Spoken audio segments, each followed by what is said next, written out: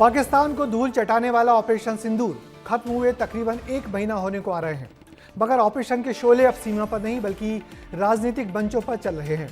PM Narendra Modi जहां इसे भारतीय सेना के पराक्रम की नई इबारत बता रहे हैं, तो राहुल गांधी इसे देश का पाकिस्तान के सामने समर्पण कह रहे हैं। दिलचस्प यह है कि ऑपरेशन के नाम पर मोदी सरकार पर सवाल उठाने वाले विपक्षी दलों के नेता भी विदेशी मंच पर जाकर ऑपरेशन सिंदूर का जमकर गुणगान कर रहे हैं।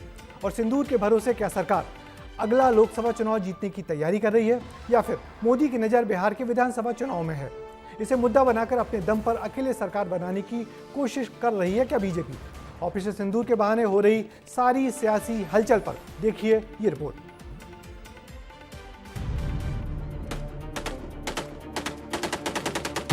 मोदी की नसों में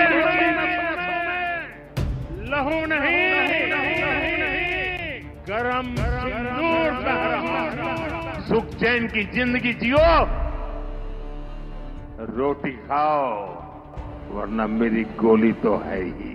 दुश्मन कहीं भी हो, भौंक दिया जाएगा। अब पाकिस्तान कभी भी ऑपरेशन सिंदूर का नाम सुनेगा तो उसे अपनी शर्मनाक शिकस्त याद आएगी। आज से ठीक 1 महीने पहले भारतीय सेना ने जो किया वो पूरी दुनिया ने देखा। 6 और 7 मई की वो रात जब पाकिस्तान की सरजमी पर कयामत टूटी। ऑपरेशन सिंदूर एक ऐसा मिशन जिसने आतंक के अड्डों को राख कर दिया। प्रधानमंत्री मोदी हर मंच से ऑपरेशन सिंदूर का जिक्र कर रहे हैं। कानपुर से भोपाल, बिहार से बंगाल, हर मंच, हर माइक पर सिर्फ एक नाम, ऑपरेशन सिंदूर। लेकिन प्रधानमंत्री के इन बयानों पर विपक्ष हमलावर है। विपक्ष सवाल पूछ रहा है कि 26/11 के आतंकी तो पकड़े गए, पहलगाम के आतंकी कब पकड़े जाएंगे? मुझे ये कहने में गर्व होता है कि 26/11 के बाद चुन चुन कर हमने आतंकियों को मारा, हमारे शूरवीरों ने उनको मौत के घाट उतारा और उसके बाद जो गिरफ्तार हुए उनको हमने फांसी के फंदे पर लटकाया, इस देश में नजीर बनाई। आज एक बात का अंतर है, 26/11 के आतंकियों को मारा गया, लेकिन 22 अप्रैल पहलगाम के आतंकी अभी भी फरार है और अब आजाद घूम रहे हैं वो। प्रधानमंत्री ऑपरेशन सिंदूर को पराक्रम का प्रतीक बता रही हैं, लेकिन राहुल गांधी सवाल पूछ रहे हैं, अगर इतना ही दम था तो ट्रंप के सामने सरेंडर क्यों किया? पर थोड़ा सा दबाव डालो, थोड़ा सा धक्का मारो, डर के भाग जाते हैं ये लोग। जैसे उधर से ट्रंप ने एक इशारा किया, फोन उठाया, कहा मोदी जी क्या कर रहे हो? नरेंद्र सरेंडर, और जी हजूर करके नरेंद्र मोदी जी ने ट्रंप के इशारे का पालन किया। राहुल के इसी बयान से उठी सियासी सुनामी। बीजेपी ने पलटवार में कांग्रेस को ही कटघरे में खड़ा कर दिया और कहा कि सरेंडर करने की नीति किसकी है ये देश जानता है। प्रधानमंत्री श्री नरेंद्र मोदी जी के बारे में जिस प्रकार की आपत्तिजनक और ओछी टिप्पणी की है, उसके द्वारा एक बार पुनः उन्होंने ये सिद्ध कर दिया है कि उनके अंदर नेता प्रतिपक्ष जैसे गंभीर पद को धारण करने की योग्यता और परिपक्वता नहीं है।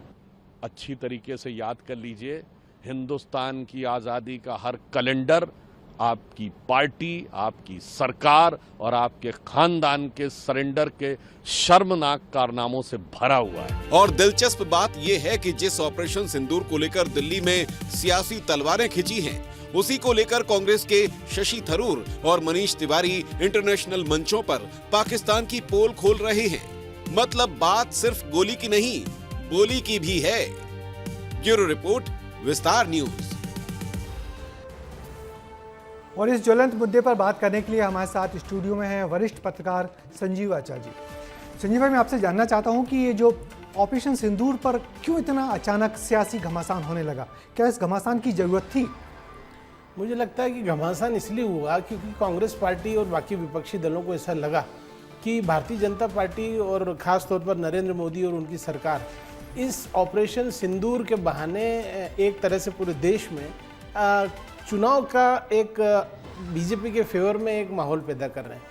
क्योंकि ये लगातार जिस तरीके से ऑपरेशन सिंदूर को लेकर के एक सरकार ने प्रचार तेज किया और मोदी जी खुद इस पर बोलने लगे, उनके बयान आ गए, सिंदूर वाला, रगों में सिंदूर दौड़ रहा है, बाकी बयान तो विपक्ष को कहीं ना कहीं ऐसा लगा कि ये बिहार से शुरू होकर और ये लोकसभा चुनाव तक शायद ये देश भर में राष्ट्रभक्ति का एक ऐसा माहौल पैदा कर रहे हैं, तो ये इनको लगा कि ये इसका राजनीतिक उपयोग कर रहे हैं। तो इसलिए विपक्ष ने इसको इस मुद्दे पे घेरना शुरू करा। और राहुल गांधी, ठीक है, उनके एक दो शब्दों को हो सकता है, मैं भी मानता हूँ कि वो प्रधानमंत्री के बारे में जब आप बयान देते हैं तो गरिमा थोड़ी सी रखनी होती है।